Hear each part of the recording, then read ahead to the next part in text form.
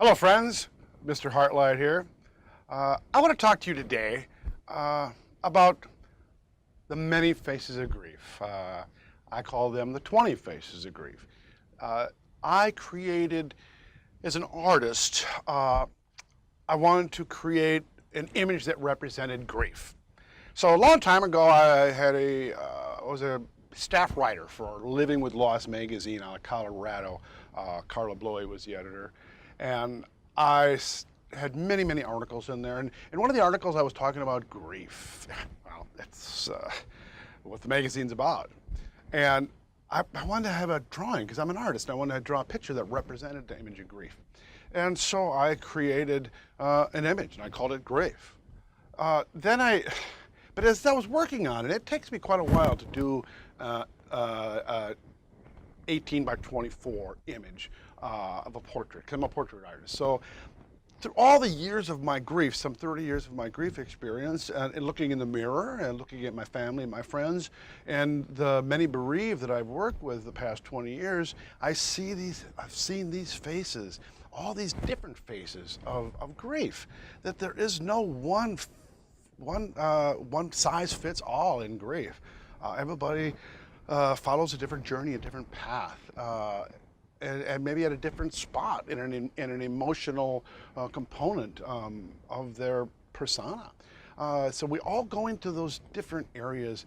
And so I want to show these 20 faces of grief that I have created over about an 18-month period, that I share with people across the country in my workshops, and if you may have seen the workshop, and I have people look at this image and describe it, what it means to them.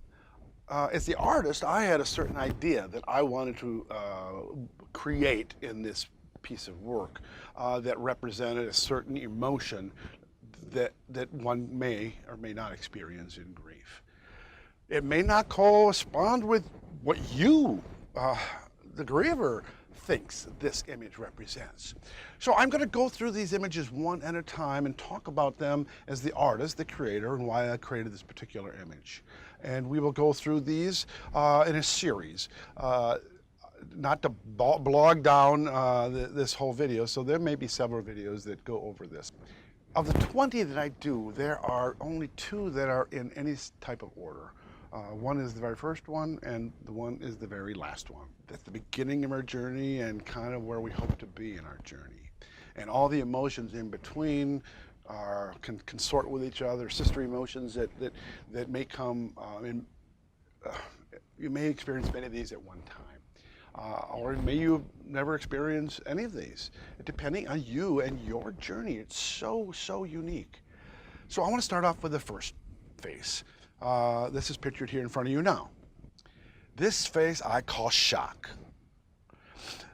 This is that first primal scream that comes from our soul when we've witnessed the death of our loved one, hear of the death of our loved one. When you see, if you're military and you see 2 soldiers walking up your sidewalk, you know what the knock at the door represents. That is the first shock. This is what I call shock. We go into that bone-numbing scream from the bones. I mean, from our pit of our stomach to we scream like maybe we've never screamed before, because in reality, it's just too hard to bear. It seems impossible. When my twin sister was killed, it was sudden, and I just, this can't be happening. This cannot be happening. And I remember having that face. It's different than when my son died. I was at home with him. But the next morning, my face was just like this. We all will probably have this face. If you look at the picture, you can see almost like there's a person within the throat scream to get out. That is our inside voice that maybe is not being heard, and we're just screaming. On the outside, we may look okay, but this is what we look on the inside. And shock lasts as long as it needs to last for the individual, depending on the circumstances surrounding the death, depending on the support system, depending on the education on grief and trauma that maybe you have, what skills you have, what tools you have. But we all go into shock. It is a primal tool. Our body sends out hormones that numb us from head to soul. That's how we can do the impossible. We plan for the funeral of our loved one. We pick out psalms or poems or readings for the funeral. We receive people at our home giving us condolences and people hugging us. And sometimes we find we're at the funeral of our own loved one, and people are so uncomfortable with our grief that they're coming up to us and we're consoling them and say, oh, okay, I'll be fine, I'll be okay. How can we do that? Because we are in shock.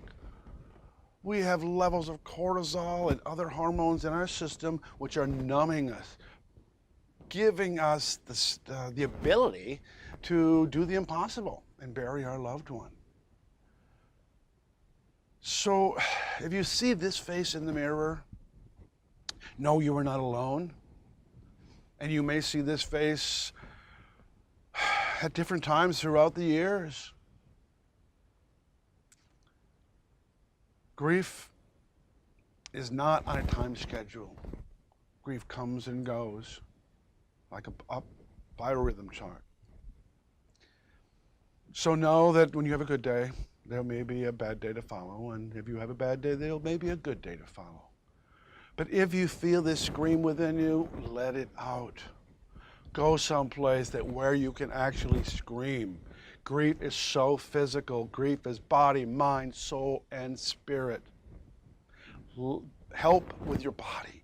Let that anxiety and that angst and that horror and terror and pain out by expressing it vocally, screaming. If you can find a safe place to do that or do that with. Sometimes we just automatically do that. How many of you have done this in your car? You're going to work and you're doing your scream on the steering wheel. Or you're in the shower and you scream. It's something about the shower and in the car that we feel like in a safe spot, that we can let it all out. And then we compose ourselves and we go on with our day. And we put the mask up for people to see. This is shock.